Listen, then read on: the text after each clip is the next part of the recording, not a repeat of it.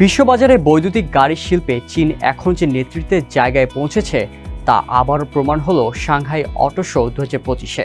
উদ্ভাবনের কেন্দ্রবিন্দু এখন চীন, এমন বার্তাই যেন বিশ্বের সামনে তুলে ধরেছে এবারের বিশাল আয়োজন।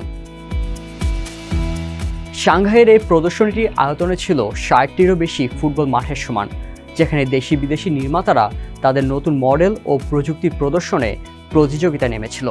সেখানে ছিল উচ্চ প্রযুক্তির বৈদ্যুতিক গাড়ি, দ্রুত চার্জ নেওয়া ব্যাটারি, স্বয়ংক্রিয় চালানোর ব্যবস্থা, এমনকি উড়ন্ত যানবাহনও। তবে সবচেয়ে বেশি নজর কাড়ে চীনা কোম্পানিগুলোর অংশগ্রহণ।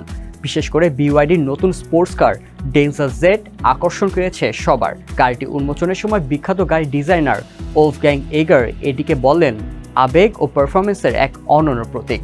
দর্শকদের মধ্যেও এ নিয়ে ছিল প্রবল উচ্ছ্বাস। Walton is a global brand. World class innovation নিয়ে ওয়ালটন এখন দেশের সীমানা পেরিয়ে পৌঁছে গিয়েছে 50টিরও বেশি দেশে। ওয়ালটন, ঘরে ঘরে বিশ্বজুড়ে। শাওমির নতুন বৈদ্যুতিক গাড়ি দেখতে এত মানুষ ভিড় করেছিল যে প্রদর্শনী এলাকা ছাড়িয়ে লাইন গিয়েছিল বাইরে পর্যন্ত। আর নিও কোম্পানির বিলাসবহুল সেডান ET9 দেখতে আগ্রহীদের ভিড় ছিল চোখে পড়ার মতো। যেখানে একসময় শুধু জার্মান, আমেরিকান বা জাপানি নির্মাতাদের আধিপত্য ছিল, সেখানে এখন স্পটলাইটে চীনের নিজস্ব ব্র্যান্ডগুলো। যুক্তরাষ্ট্র ও চীনের মধ্যে চলমান বাণিজ্য যুদ্ধ এবং নতুন শুল্ক নীতির কারণে বিশ্ব অটোমোবাইল শিল্পে অনিশ্চয়তা দেখা দিলেও চীনের বৈদ্যুতিক গাড়ি কোম্পানিগুলো এগিয়ে চলছে নিজস্ব গতিতে। 2023 সালে মার্কিন কোম্পানি টেসলাকে ছাড়িয়ে বৈদ্যুতিক ও হাইব্রিড গাড়ির বিক্রিতে শীর্ষে উঠে আসে চীনের BYD। দেশের অভ্যন্তরেও এখন চীনা ব্র্যান্ডের দাপট স্পষ্ট, যেখানে বিদেশি ব্র্যান্ডগুলো প্রতিনিয়ত বাজার হারাচ্ছে। বিশ্লেষণা প্রতিষ্ঠান রোহ মোশনের তথ্য অনুযায়ী বর্তমানে বৈশ্বিক ইভি বাজারের 60%-এরও বেশি নিয়ন্ত্রণ করছে চীন। চীনের ইভি শিল্পে এখন প্রযুক্তির সঙ্গে দাম নিয়ে প্রতিযোগিতা চলছে। মার্চ মাসে BYD এমন এক ব্যাটারি উন্মোচন করে যা মাত্র 5 মিনিটের চার্জেই 250 মাইল চলতে পারে। এর কিছুদিন পরে CATL নামের আরেকটি চীনা কোম্পানি দাবি করে তাদের ব্যাটারি এক চার্জে 320 মাইল চালিত হতে পারে। স্বয়ংক্রিয় চালনা প্রযুক্তিতেও চীনা প্রতিষ্ঠানগুলো এগিয়ে যাচ্ছে। হুয়াওয়ে, মোমেন্টা এর মতো কোম্পানিগুলো এই খাতে নতুন উদ্ভাবন আনছে। BYD ঘোষণা দিয়েছে তাদের তৈরি গডজাই নামের ড্রাইভার অ্যাসিস্ট্যান্স সিস্টেম তারা প্রায় সব গাড়িতেই বিনামূল্যে দেবে। চীনা ইভি কোম্পানিগুলো এখন শুধু অভ্যন্তরীণ নয়, বরং আন্তর্জাতিক বাজারে তাদের উপস্থিতি বাড়ানোর দিকে মনোযোগ হচ্ছে। ইউরোপ, দক্ষিণ পূর্ব এশিয়া, ল্যাটিন আমেরিকা সব জায়গায় তারা নিজেদের গাড়ি রপ্তানি করছে। 2025 সালের প্রথম প্রান্তিকে চীনা ইভি রপ্তানির পরিমাণ ছিল প্রায় 4.5 লাখ ইউনিট, যা আগের বছরের তুলনায় 40% বেশি।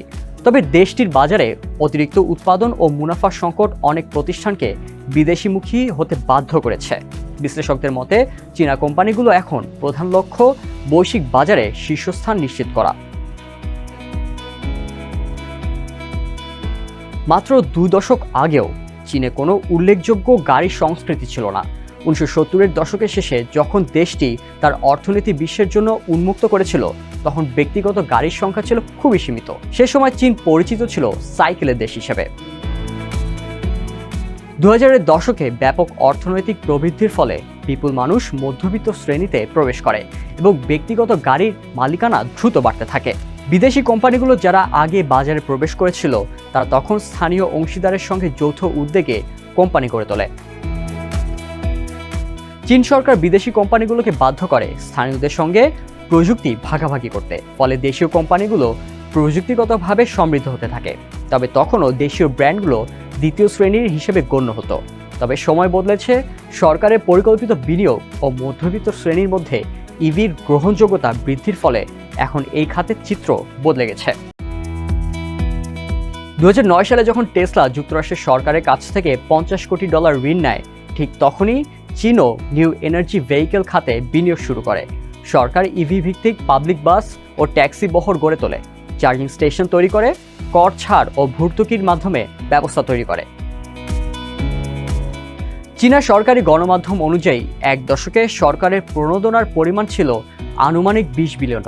তবে কিছু বিশ্লেষক এই পরিমাণ $50 থেকে $200 বিলিয়ন মধ্যে বলে দাবি করেছেন। পাশাপাশি ইভি ব্যাটারির কাঁচামাল সংগ্রহে চীন বৈশ্বিক বাজারে একচ্ছত্র আধিপত্য প্রতিষ্ঠা করছে। তবে শুধু সরকার নয়, এই উন্নয়নের পেছনে অবদান রেখেছেন উদ্যোক্তারাও।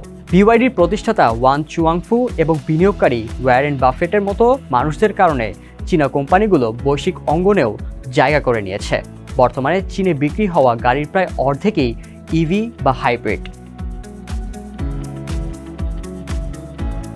ভক্সওয়াগন, টয়োটা এবং জেনারেল মোটরস এখন চীনা কোম্পানির সঙ্গে প্রযুক্তিগত অংশীদারিত্ব করছে।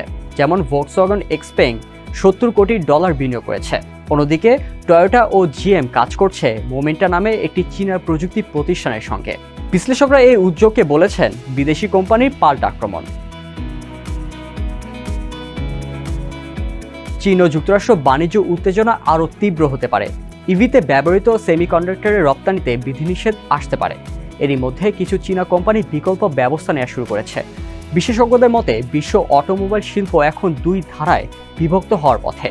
একদিকে চীন নেতৃত্বাধীন বৈদ্যুতিক ভবিষ্যৎ, অন্যদিকে আমেরিকা, যেখানে এখনও পুরনো ধাঁচের টেইল পাইপ প্রযুক্তি চালু রয়েছে। চীনে যেখানে নতুন বিক্রি হওয়া গাড়ির অর্ধেকই ইভি বা হাইব্রিড, সেখানে যুক্তরাষ্ট্রের সেই সংখ্যা এখনও 20% বেশি নয়।